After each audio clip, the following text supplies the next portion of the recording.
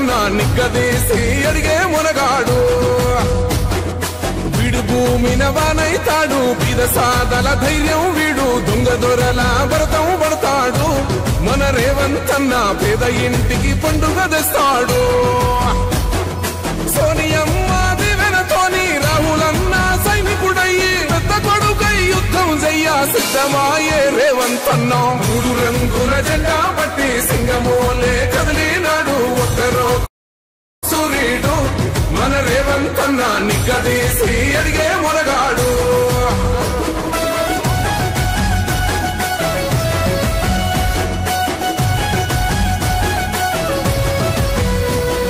దాడులెన్ని జరిగిన గాని దడువలేదు రేవంతన్న గంతకంతా ఎత్తుకు ఎదిగాడు ఈరోజు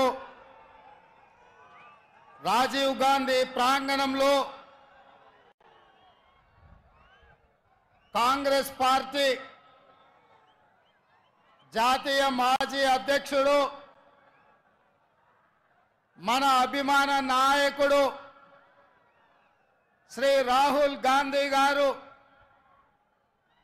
అఖిల భారత కాంగ్రెస్ పార్టీ జాతీయ ఎన్నికల మేనిఫెస్టోను ఈ తెలంగాణ గడ్డ మీద నుంచి విడుదల చేసి ఏ గడ్డ మీద నుంచి అయితే సెప్టెంబర్ 17 నాడు శ్రీమతి సోనియా గాంధీ గారు తెలంగాణకు 6 గ్యారెంటీలు ఇచ్చి ఈ తెలంగాణ రాష్ట్రంలో 3 రంగుల జెండాను రెపరెపలాడించిందో అదే గడ్డ మీద నుంచి మన అభిమాన నాయకుడు శ్రీ రాహుల్ గాంధీ గారు ఈ జాతికి 5 గ్యారెంటీలను అంకితం చేయడం ద్వారా జూన్ 4 తారీఖు నాడు రాబోయే ఎన్నికల ఫలితాలలో ఇండియా కూటమిని గెలిపించి జూన్ 9 తారీఖు నాడు ఢిల్లీలో ఎర్రకోట మీద మువ్వన్నెల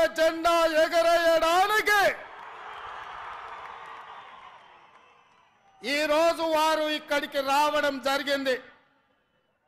మిత్రులారా, ఉత్తర తెలంగాణ నుంచి గోదావరి నది, దక్షిణ తెలంగాణ నుంచి కృష్ణా నది పోటెత్తి తుక్కుగూడలో సునామీని సృష్టిస్తే ఎట్లా ఉంటుందో వందలు వేలు లక్షలలో కాంగ్రెస్ పార్టీ కార్యకర్తలు రాజీవ్ గాంధీ ప్రాంగణం తుక్కుగూడలో కదము తొక్కితే ఆనాడు బీఆర్ఎస్ ను తుక్కుగా ఎట్లా తొక్కిండ్రో మళ్ళీ ఈరోజు అదే ఉత్సాహంతో, అదే ఊపుతో, అదే పట్టుదలతో ఈ తుక్కుగూడ నుంచి భారతీయ జనతా పార్టీని తొక్కడానికి కదం తొక్కినందుకు మీకందరికీ మనస్ఫూర్తిగా హృదయపూర్వకంగా నమస్కారాలు తెలియజేస్తున్న మిత్రులారా, 7 అంతస్తుల మేడ బలంగా ఉండాలి అంటే పునాదులు బలంగా ఉండాలి. తెలంగాణ రాష్ట్రమే కాదు, దేశ రాజకీయాలలో కాంగ్రెస్ పార్టీ అధికారంలోకి రావాలి అంటే కార్యకర్తల పునాదులు బలంగా ఉండాలి. తండాలలో, గూడాలలో, మారుమూల పల్లెల్లో, పట్టణాలలో మీలాంటి లక్షలాది మంది కార్యకర్తలు కాంగ్రెస్ పార్టీ సైనికులై 100 అంతస్తుల మేడలను నిర్మించాలన్నా మీరు సైనికులుగా నిలబడి కొట్లాడినప్పుడే పార్టీ నిలబడుతుంది. ఎన్ని కష్టాలు వచ్చినా, ఎన్ని నష్టాలు వచ్చినా, ఎన్ని కేసులు పెట్టినా, ఎంతమంది జైల్లో పెట్టినా మీ రక్తాన్ని చెమటగా మార్చి మీ ఊపిరినైనా వదిలిండ్రు గాని ఈ మువ్వన్నెల జెండా వదలలేదు. మీ శ్రమతోనే, మీ కష్టంతోనే, మీ త్యాగంతోనే ఈ తెలంగాణ రాష్ట్రంలో ఇందిరమ్మ రాజ్యం ఏర్పడ్డది. ఇందిరమ్మ రాజ్యంలో సోనియమ్మ ఇచ్చిన సంక్షేమాలు 6 గ్యారెంటీలను ఇవాళ మనం అమలు చేస్తున్నాం. సోదరులారా, ఇవాళ మిత్రులారా, ఈ తెలంగాణ స్ఫూర్తితో ఈ వైబ్రెంట్ తెలంగాణ నినాదంతో జాతీయ స్థాయిలో నరేంద్ర మోడీ గారు ఏదైతే గుజరాత్ మోడల్ అంటుండో గుజరాత్ మోడల్ మీద వైబ్రెంట్ తెలంగాణ ఆధిపత్యాన్ని చూపిస్తుంది, అభివృద్ధి పదం వైపు ఈ దేశాన్ని నడిపిస్తుందని ఈ సందర్భంగా సవినయంగా తెలియజేస్తున్న మిత్రులారా ఇవాళ ఆలోచన చేయండి. భారతీయ జనతా పార్టీ వాళ్ళు మాకు అవకాశం ఇవ్వండి అంటారు. నేను అడుగుతున్న భారతీయ జనతా పార్టీ నాయకులను 10 సంవత్సరాల నుంచి మీ పార్టీ మీ నాయకుడు నరేంద్ర మోడీ గారి దేశంలో ప్రధానమంత్రిగా ఉన్నాడు. నిరుద్యోగ యువకులకు ప్రతి సంవత్సరం 2 కోట్ల ఉద్యోగాలు ఇస్తా అన్నారు. 10 ఏళ్లలో 20 కోట్ల ఉద్యోగాలు ఇవ్వాలి.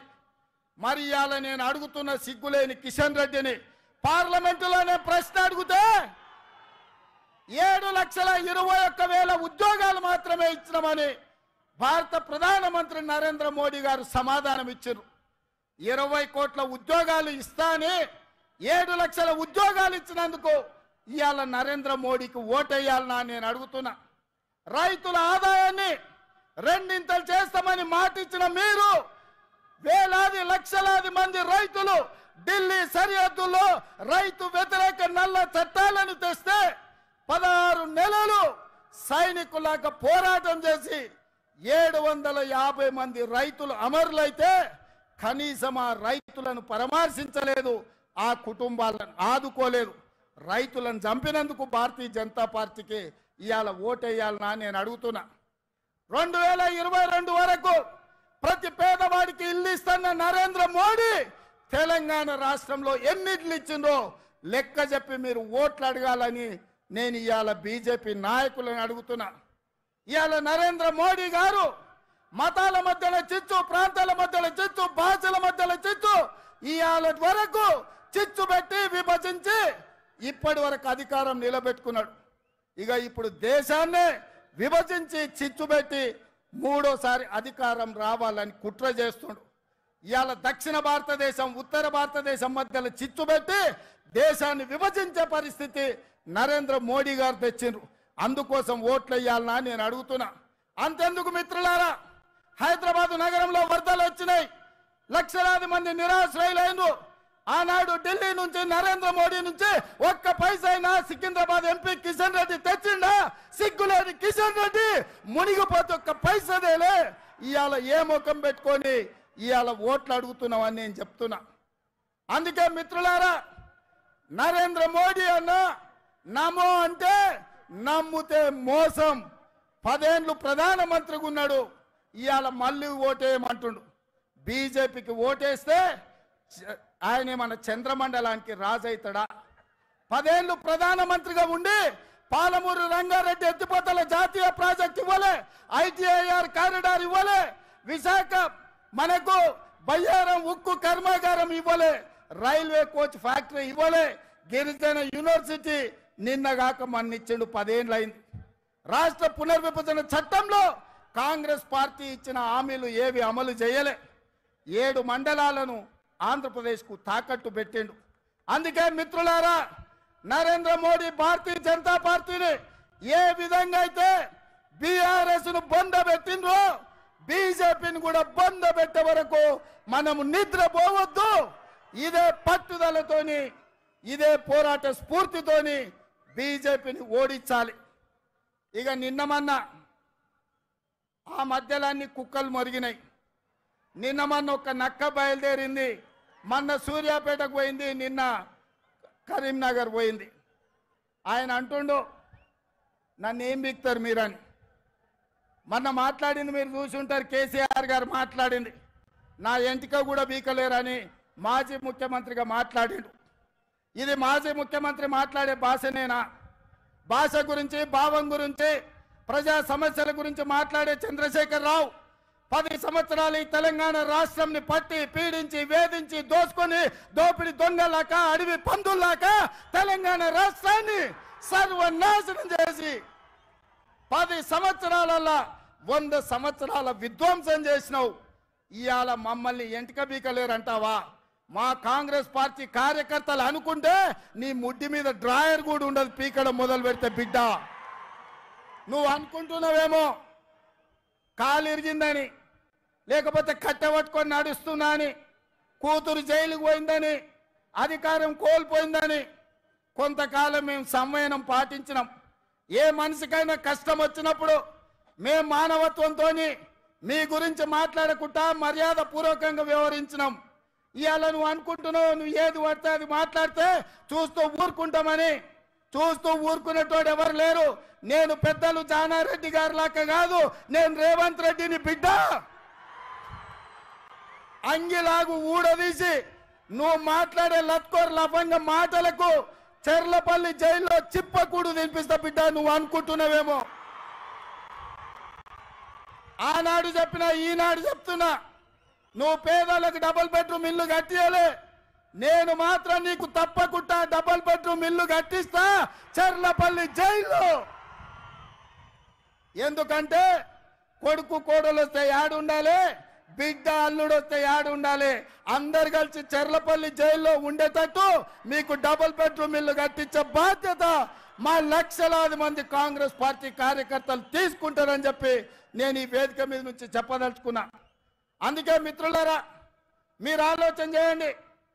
డిసెంబర్ 7 నాడు మనం అధికారం చేపట్టి డిసెంబర్ 9 నాడు ఆడబిడ్డల ఆర్టీసీలో ఉచిత ప్రయాణం, రాజీవ్ ఆరోగ్యశ్రీ ద్వారా ప్రతి పేదవాడికి 10 లక్షల రూపాయలు ఉచితంగా వైద్యాన్ని అందించే నిర్ణయాలు తీసుకున్నాం. ఇదే కాదు, మా మిత్రుడు పెద్దలు బట్టి విక్రమార్క గారు ఆర్థిక సమస్యలు, రాష్ట్రం సంక్షోభంలో ఉంటే, జీత భత్యాలు ఇవ్వలేని పరిస్థితిలో రాష్ట్రం ఉంటే ప్రభుత్వ ఉద్యోగులకు అదేవిధంగా పెన్షన్దారులకు 1వ తారీఖు నాడు జీత భత్యాలు ఇచ్చి రాష్ట్ర ఆర్థిక పరిస్థితిని గాడిలో పెట్టిండు. ఇదే కాదు, ఆడబిడ్డలను దృష్టిలో పెట్టుకొని కట్టెల పొయ్యితోని కన్నీళ్లతోని ఆడబిడ్డలు కష్టపడుతుంటే వాళ్ళ కన్నీళ్లు తూడవడానికి సోనియమ్మ మాట ప్రకారం 500 రూపాయలకే ఆడబిడ్డలకు సిలిండర్ ఇచ్చి ఆడబిడ్డల కష్టాలు తీర్చినాం. అదే కాదు, పేదవాళ్లకు ఇంటింటికి ఉచితంగా 200 యూనిట్ల పథకాన్ని అమలు చేసి నిరూపించినాం. ఇదే కాదు, ఇవాళ చంద్రశేఖరరావు గారిని నేను అడుగుతున్నా, ఆనాడు పల్లెల్లో, తండాలలో, గూడాలలో ఇందిరమ్మ ఇండ్లు 25 లక్షలు మేము కట్టించినాం. మా కోమటిరెడ్డి ఎంకన్నా చెప్తున్నాడు ఇందిరమ్మ ఇండ్ల గురించి నువ్వు చెప్పాలి. మిత్రులారా, నేను ఇవాళ అడుగుతున్నా, 10 ఏళ్ళ సన్నాసి కట్టించిన, సోయిలేని ప్రభుత్వం కట్టించిన డబుల్ బెడ్రూమ్ ఇల్లు ఎన్ని ఉన్నాయి? ఇవాళ మనం 4.5 లక్షల ఇందిరమ్మ ఇండ్లు 22,500 కోట్లతో ఖమ్మం జిల్లాలో మిత్రుడు పొంగులేటి శ్రీనివాసరెడ్డి ఆ శాఖలో మనం పనులు ప్రారంభించుకున్నాం. లక్షలాది ఇందిరమ్మ ఇండ్లు కట్టించే బాధ్యత మాది. నేను అందుకే ఇవాళ సవాలు విసురుతున్న చంద్రశేఖరరావుకు, డబుల్ బెడ్రూమ్ ఇల్లు కట్టించిన ఊర్లలో నువ్వు ఓట్లాడుకో, ఇందిరమ్మ ఇండ్లు ఉన్న ఊర్లలో మేము ఓట్లు అడుగుతాం, మీకు డిపాజిట్లు వస్తే చూసుకుందామని చెప్పి నేను సవాలు విసురుతున్నా. అందుకే మిత్రులారా, ఇవాళ ఈ రాష్ట్రంలో జరగబోయే ఎన్నికలు నేను ఒక్క మాట ఈ వేదిక మీద నుంచి సూటిగా నరేంద్ర మోడీ, కల్వకుంట్ల చంద్రశేఖరరావుకు విసిరదలుచుకున్నా. నేను, నా మిత్రులు, నా సహచర మంత్రివర్గం 100 రోజుల్లో మా పరిపాలన మీ ముందల పెట్టినాం, మా పాలసీలు మేము అమలు చేసినాం. ఇవాళ నేను అడుగుతున్న మిత్రులారా, 100 రోజుల్లో మేము మంచి పాలన ఇస్తే, సంక్షేమ పథకాలు అమలు చేస్తే, 6 గ్యారంటీలు అమలు చేయడానికి చిత్తశుద్ధితో ప్రయత్నం చేస్తే తెలంగాణ రాష్ట్రంలో మమ్మల్ని 14 సీట్లలో గెలిపించండి. ఒకవేళ మా పాలన సరిగ్గా లేకపోతే మాకు ఓటు ఇవ్వాలనో లేదో మీరు ఆలోచన చేయండి. మేము ఈరోజు నిజాయితీగా కడుపు కట్టుకొని కష్టపడి రోజుకు 18 గంటలు నిరంతరం కష్టపడి ఇవాళ 6 గ్యారెంటీలను అమలు చేసి ఇవాళ మీ ముందుకు వచ్చినాం. అందుకే తెలంగాణ సమాజానికి మేము భవిష్యత్తులో మంచి పాలన అందించాలి. ఢిల్లీ నుంచి నిధులు తెచ్చుకోవాలి, ఢిల్లీ నుంచి అనుమతులు తెచ్చుకోవాలి అంటే తెలంగాణ నుంచి 14 ఎంపీలు మాకు కావాలి. ఇవాళ రాహుల్ గాంధీ గారిని ఈ దేశానికి ప్రధానమంత్రిని చేయాలి అంటే తెలంగాణ రాష్ట్రం ఇచ్చిన సోనియమ్మ బిడ్డ. కన్యాకుమారి నుంచి కశ్మీర్ వరకు 4000 కిలోమీటర్లు మండు టెండల్లో మంచు కొండల్లో తెలంగాణలో కూడా 22 రోజులు పాదయాత్ర చేసిండు. ఈ దేశంలో ఏ నాయకుడైనా పేదల కోసం, దళితుల కోసం, గిరిజనుల కోసం, మహిళల కోసం, మైనార్టీల కోసం, యువకుల కోసం 4000 కిలోమీటర్లు ఎవరైనా పాదయాత్ర చేసిండ్రా? మన నాయకుడు రాహుల్ గాంధీ గారు మండు టెండల్లో మంచు కొండల్లో కన్యాకుమారి నుంచి కశ్మీర్ వరకు పాదయాత్ర చేసి పేద ప్రజలకు అండగా నిలబడ్డాడు. ఇదే కాదు, మణిపూర్ నుంచి ముంబై వరకు 6700 కిలోమీటర్లు మొత్తం 25 రాష్ట్రాలలో ప్రజల కోసం ప్రాణ త్యాగం చేయడానికి సిద్ధమై పాదయాత్ర చేశాడు. మరి అలాంటి నాయకుడు ఈ దేశానికి ప్రధానమంత్రి కావాలన్నా? హెలికాప్టర్లో తిరుక్కుంటూ విదేశీ పర్యటనలు చేసుకుంటూ గంటకు డ్రెస్సులు మార్చుకుంటూ చెప్పిన అబద్ధం చెప్పకుండా జనాలను వంచిస్తున్న నరేంద్ర మోడీ ఈ దేశానికి ప్రధానమంత్రి కావాలన్నా? ఈ దేశంలో ఉన్న యువకులారా మీరు ఆలోచన చెయ్యండి. ఎందుకంటే పదే పదే మోడీ గారు అంటున్నారు परिवार है कांग्रेस है। भैया राहुल भैया, मैं एक बात साफ मैं कहना चाहता हूं, आने वाले चुनाव नहीं है, ये लड़ाई है। ये लड़ाई 2 परिवारों के बीच का लड़ाई है। एक परिवार नरेंद्र मोदी परिवार, दूसरे परिवार गांधी परिवार। नरेंद्र मोदी जी के परिवार में ईवीएम है, ईडी है, इनकम टैक्स है, सीबीआई है। ये 4 और नरेंद्र मोदी जी का परिवार है। हमारी परिवार शहीद हुए इंदिरा जी, हमारी परिवार शहीद हुए राजीव गांधी जी, हमारी परिवार जो प्रधानमंत्री राष्ट्रपति पदवी त्याग किए वीर वनिता सोनिया जी, हमारी परिवार देश के लिए जान का कुर्बानी देने के लिए तैयार हो गए राहुल जी, हमारे परिवार, प्रियंका जी, हमारे परिवार, लाखों करोड़ों कांग्रेस पार्टी कार्यकर्ता इस देश में देशभक्ति जितने लोगों को है सब हमारी परिवार। ये परिवार में देखेंगे नरेंद्र मोदी परिवार जीतेगा या गांधी परिवार जीतने वाले देश के लिए शहीद हुए परिवार इस लड़ाई में जीतने वाले हम देखेंगे। हम टक्कर लेंगे बराबर। नरेंद्र मोदी जी का परिवार से टक्कर लेंगे। ईवीएम को हरा देंगे, ईडी को हरा देंगे, सीबीआई को हरा देंगे, वैसे ही इनकम टैक्स वाले को भी हम हरा देंगे। इस देश को बचाने के लिए, संविधान को बचाने के लिए हम लोग कोशिश करेंगे। नहीं है तो ये देश बचेगा नहीं। संविधान को बदलने के लिए नरेंद्र मोदी साजिश कर रहा है। ये रोकने के लिए आपके साथ पूरा तेलंगाना खड़े रहकर आपके मदद में हम रहेंगे। इस लड़ाई में हम शहीद हुआ भी कोई परवाह नहीं है, हम आपके साथ ये जंग लड़ेंगे। आप सब लोग तैयार है? तैयार है? तैयार है? तैयार है? जो तैयार है सब खड़े रहो। आने वाले चुनाव में రాబోయే ఎన్నికల్లో రాహుల్ గాంధీతో నిలబడి రాబోయే యుద్ధంలో పోరాటం చేసే వాళ్ళందరూ చేతులెత్తి నిలబడండి, అందరూ చేయి పైకెత్తండి. జై కాంగ్రెస్, జై జై కాంగ్రెస్. హస్తం గుర్తుకే తెలంగాణ నుంచి 14 మంది ఎంపీలను గెలిపేయడానికి సిద్ధమా?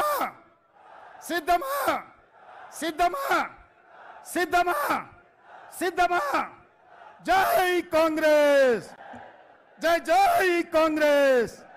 ధన్యవాదాలు మిత్రులారా. అందరు జాగ్రత్తగా వెళ్ళండి, జాగ్రత్తగా చూసుకొని వెళ్ళండి.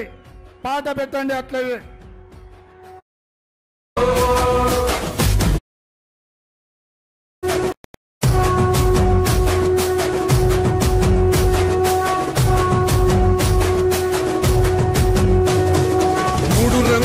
జెండా బట్టి సింగమోలే కదిలినాడు ఒక్కరో కాంగ్రెస్ సూర్యుడు.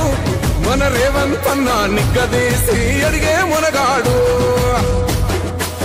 బీడు భూమిన వానైతాడు బీద సాదల ధైర్యం వీడు దొంగ దొరల భరతం పడతాడు మన రేవంత్ అన్న పేద ఇంటికి పండుగ తెస్తాడు సోనియమ్మ దివెనతోని రాహులన్న సైనికుడయ్యి పెద్ద కొడుకై యుద్ధం చెయ్య సిద్ధమాయే రేవంత్ అన్న మూడు రంగుల జెండా పట్టి సింగమోలే కదిలినాడు ఒక్కరో కాంగ్రెస్ సూర్యుడు మన రేవంత్ అన్న నిగ్గదీసి అడిగే మొనగాడు